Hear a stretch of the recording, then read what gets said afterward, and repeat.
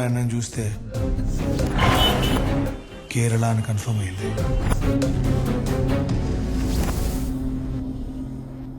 నిజమే, కోమరిగడు ముందు లెక్కలేడు.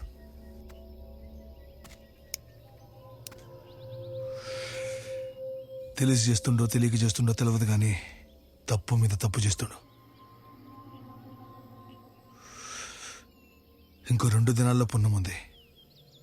ఈ పుణ్యంలో గాడు ఇంకో తప్పు చేయకుండా మనమే చూసుకోవాలి.